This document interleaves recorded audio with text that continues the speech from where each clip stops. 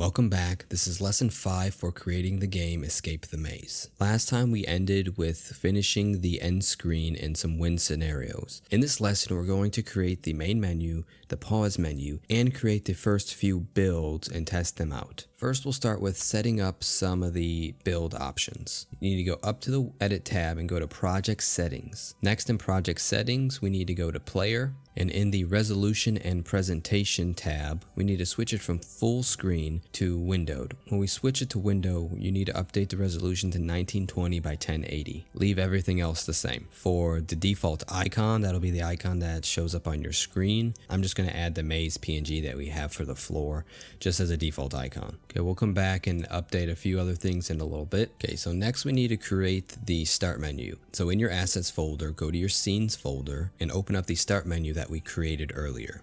Left side in the hierarchy, right click, go to UI and go to canvas. I'm going to rename this canvas start menu canvas. Just like before, we switched the UI scale mode to scale with screen size, and we're going to switch it to 1920 by 1080. Next, we're going to right click the canvas we just created, the start menu canvas, and go to UI and go to panel. Rename this panel background panel. Switch the color again like we did before, something dark to indicate that it's not playable. Now right click background panel, go to UI and go to text mesh pro. Rename this title text. Inside the text input for the title text, we're going to write the title of the game, which is Escape the Maze. Next, we need to change the width to 600, and we're going to change the font size to 100, adjust the width to 900, and center it. Now you can anchor it and adjust the position wherever you want. I'm going to move it up to the top of the screen. Okay, next we're going to right click the background panel. We're going to go to UI, and we're going to select a button. Rename this play button. Inside the text for the button, we're going to change the input to play game, center it, resize the actual button to about 300 width and 90 height. Now we can update the font, go back to the text child of the button, update the font size to 50. Now we're going to create one more button, so go to UI and create your second button, rename it quit button. Change the width again to 300 and the height to 90. These are going to be the same values as the other button. The text font should be 50 and change the input for the text to quit game. Like I said before, adjust the placement of the button to where you like. Make sure you adjust the actual button and not the text. I'm going to have the quit button lower than the play again button. Okay, so next we need to write a little script for these buttons for this main menu. So in your scripts folder, right click and go to create new script, and then we will rename this start menu. Open that up, and inside the script, we are going to add at the top using Unity Engine.scene management, semicolon. And inside the start menu class, we're going to delete everything that's already there, and we're going to write public void play game parentheses, then inside the brackets, we are going to write a comment. Load the main menu gameplay scene. So the scene manager dot load scene, parentheses, quotes, maze scene, quotes, close the parentheses, semicolon. Under that, we're going to write public void quit game. This will be the method for the quit button. Parentheses, inside the brackets, we're going to write hashtag if Unity editor, and then under that we're going to write a comment of log a message in the editor, and then under that we're going to write debug.log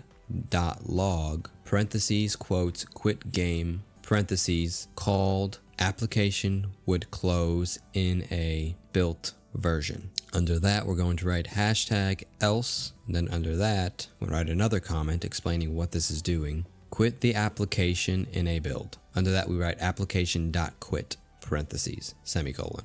Then under that, we write hashtag end if. So basically, this is saying like we did before, if we're in the Unity editor, just write this statement in the debug log. Else, if we're not in the Unity editor, actually call application.quit, which will quit out of the application completely. Save that and head back to the Unity editor. So next, you need to drag the start menu onto the start menu canvas. We're going to rename the sample scene that we created the main scene in as maze scene.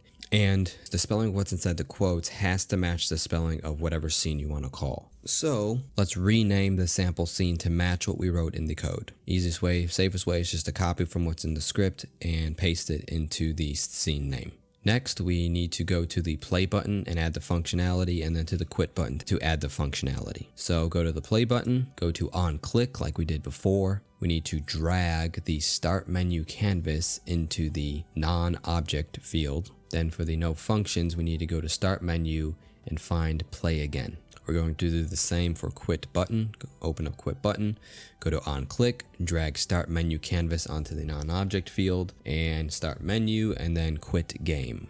These will call play again and quit game methods when we click the buttons. Now let's go to file and build settings. In the build settings, we need to add the new scene, the main menu scene, to the menu. And the order that they appear on the list is the order that the game that Unity loads it. So we're going to need the new start menu scene at the top at level 0. All you have to do is click and drag whichever scene you want to at the top. Let's hit play and test out if these buttons work. We hit play and we get loaded into the main scene, ready to go. You can run through the entire scene, get to the end, and do the normal functionality that we created before. Everything from the main scene should load correctly. Now we'll try out the quit game. So hit play again, click quit game, and we see our message pop up at the lower left corner of the screen. So that works. So one thing, if you notice, when we loaded into the main maze scene, the mouse cursor was visible. And that is just because now that we have it active, we need to tell Unity to deactivate it since we are transitioning from the main menu to the new scene when we load the main scene. So in order to do that, we're going to open up the game manager again. So inside game manager in the awake method, we need to lock the cursor when the scene loads. So we'll write a comment of lock and hide the cursor at the start of the game. And then under that, we're going to write cursor.lockState equals cursor lock mode dot locked semicolon. Under that, we're going to write cursor.visible equals false. This will make the cursor not visible anymore. Okay, so save that and let's see if the change works. So we hit play, load into the main menu, hit play again. Now you can't see the mouse anymore, so it works. Okay, so now it's time to create our first build. We're gonna leave it as a Windows build, so you can leave everything as default, anything we haven't changed already. Open player settings, and we're gonna give it a name and update some of the information at the top. So I'm just gonna put 10th Legion Games as the company name. Product name will be the name of the game, Escape the Maze. Version, you don't have to worry about that. In a real production, you would update the version number based on whatever build it was. Pretty much all you need to do. Okay, so the easiest thing and the best thing to do is to create a build folder. So when we click on build, you'll see that there is no build folder. So all you gotta do is right click, hit new and folder, and then name it build or builds. Then go inside that build folder, and that is where we are going to make all our builds. So hit select folder once you're inside the build folder, and it will start building the game for you. This might take a few minutes. Okay, so once it's done, open up the Escape the Maze exe file, and your application, your game should open up from there. So as you see our main menu we made with play game and quit game. If you click quit game, since we haven't actually got to test that yet, you'll see that the application quits completely. So if we open it back up, click play game, and you can see the maze is working just like we built it. You can run around the maze, collect the orbs you want to collect. You see we're windowed because that's what we selected. And we get to the end and our end screen pops up. You can click play again and you'll get through it. Now if you notice, I don't want to run through the maze completely again because that will take too much time to test the quit game button. I would like to quit the game if I could anytime I want or go back to the main menu. So what do we need for that? We need a pause screen. So if you're having issues quitting the application, you can Control-Alt-Delete and end task it. Once we create the pause menu, this won't be an issue. So go back to your Unity editor, and we're gonna create the pause menu the same as the end screen. It'll be a canvas pop-up. So before we create the pause menu, let's delete the build that we made because we don't need it anymore, and we'll build another one here after. So inside your builds folder, just delete everything inside. Okay, so let's right click in the hierarchy and create a new canvas. Go to UI and canvas. Let's rename it pause menu canvas like we've done before. Let's change the scale mode to scale with screen size and update it to 1920 by 1080. Inside the canvas, we're going to create a panel. Let's make it dark again, almost not transparent. So what do we need for the pause menu? We need a resume button. So let's right click in the panel and create a new button and rename it resume button. For the input of the button, type resume. Let's change the font of the text to 50, and then let's resize the button to 300 by 90 for width and height. You can place the button anywhere you want on the screen. Let's create a second button, rename it quit button. We don't really need to worry about going back to the main menu. There's nothing important there for this game, so quitting will work just fine. Right quit button in text input and change the font size to 50, and then readjust the button size to 300 by 90 for the width and height. Place the buttons where you want. Okay, so we need to create a script for this pause menu. So in your scripts folder, right click and create a new script and rename it pause menu. Open that script up. At the top, we're going to write using Unity Engine scene management semicolon, and inside the pause menu class we're going to write public static bool is paused equal false semicolon. That's basically just gonna see if the game is paused or not. Now under that we write public game object pause menu canvas. Under that we write private game object player controller semicolon. So those two are, we're getting the game object of the canvas and we're also getting the player controller because we're going to want to stop the player from moving. So under that we write private void start. Inside the brackets we write player controller equals game object dot find with tag parentheses quotes player. So basically we need to assign the player controller the player object, and we're doing that by the tag. Delete the other start method that was defaulted that we don't need, and we can use the already there update method. We just need to add a private in front of it. Inside the update methods brackets, we're going to write if parentheses input dot get key down, and we're going to tell what key. Inside the parentheses we write key code dot escape. So if escape is pressed, do something. Inside the if statement we're going to write another if statement. If the game is paused, if parentheses is paused, do something. So if the game is paused, inside the brackets resume game. Else, if the game is not paused, inside the brackets or the else statement, we're going to write pause game. This if statement is basically saying when you press escape, if the game is paused, then resume. If the game is not paused, then pause the game. It's a way to toggle the pause menu on and off.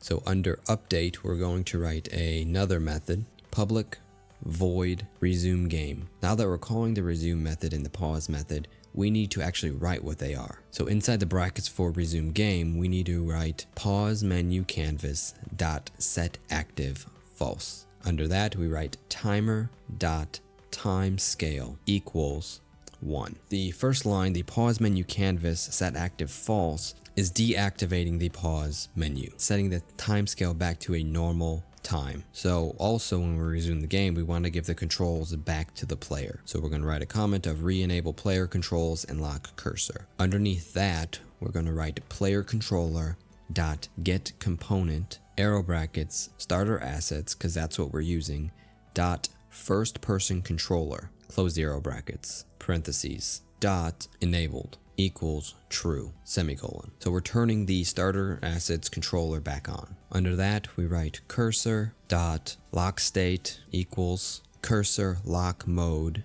dot locked parentheses. We're locking the cursor again so it doesn't move around the screen. And then under that we need to hide the cursor again. So cursor dot visible equals false. And when we pause the game, when we call the pause method, all the stuff will be activated. So underneath that, we're going to write is paused equals false. So the game is no longer paused, we're telling it, setting the boolean to false. So now we need to write the pause game method. Under that, we write public void pause game. Inside the brackets, we write pause menu canvas dot set active parentheses true semicolon. So now when we hit escape and the game is not paused, when we want to pause the game, we need to open up the pause menu. And that's what that will do. Underneath that, we write time.timescale equals 0. We are basically turning off the time or slowing everything down. pausing the game. Pause menus don't work really well when everything's moving behind it. So underneath that, we're going to write our comment, disable player controls and unlock cursor. And to speed things up, we can copy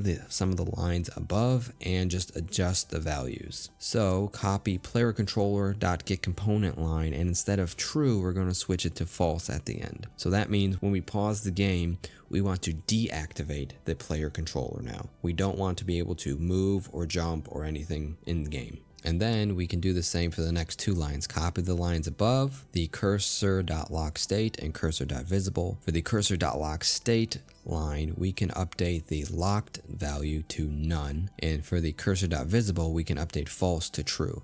And I see that there is a spelling error that we will correct later. So underneath that, we write is paused equals true. So now the Boolean is true for the pause method. Underneath that, we write public void quit game. And inside the brackets, we need some functionality to quit the game. So to speed things up again, we're going to go back into one of the other methods, into game manager, and copy everything we have for the quit game there and just paste it into this method so we don't have to reinvent the wheel. So save that and head back to Unity Editor, and we can fix the errors that we get. So we misspelled cursor there, and we misspelled cursor there. We're gonna add one more line to the pause menu code, and inside start, we want to just make sure the pause menu is always deactivated when we start the game. So we need to write inside the start method pause menu canvas dot set active false. In the game manager, we need to drag the pause menu script. And then when you do that, drag the pause menu canvas into the pause menu canvas field. Now we need to assign the functionality to the buttons on the screen. For the resume button, we need to drag game manager into the non-object field, find the pause menu script and select resume button. And we need to do the same thing for quit button. So click on quit button, go to on click, press the plus symbol, drag game manager into the empty field, go to the functions, click pause menu, and then select quit game. So now we hit play, we press escape. As you can see, pressing it toggles on and off the pause menu. The mouse cursor shows up, the time in the top left corner freezes, the resume button works, the quit game button works. So everything should be fine with the pause menu now. So let's try another build and see if it works that way. So all you have to do is open up build settings and everything else should be fine. Click build, select the builds folder and build inside that again. If you get a pop-up, just hit save. So built, and let's open up the escapethemaze.exe and test out the whole game. So the main menu opens up, you press play game, you're loaded into the main scene. You can press escape, click resume, that works. Time freezes, nothing's updating, you can keep playing. We get to the end, great, hit play again. Let's test the quit button on the pause screen. Click quit and the application quits. So the game is basically complete now. So the last thing we're going to do is just get the build ready for publishing. And in lesson 6 we'll cover publishing. So all you have to do is select everything inside the builds folder, right click and compress it. Name it whatever you want. So yeah, that's pretty much it for lesson 5. You have your game complete and you have basically all major functionality of any regular game. The only thing missing is saving, but that's a little bit more advanced topic and we can address that another time. So in lesson 6, we're going to cover publishing a game. You have a complete game right now and it's ready to go. You'll be ahead of 80 to 90% of other game developers. Only about 10 to 20% of people that learn game dev actually publish a game. Think about that. This simple course and just a little bit of your time will put you ahead of 90% of other developers. That's pretty awesome. So keep up the good work and I'll see you in lesson 6.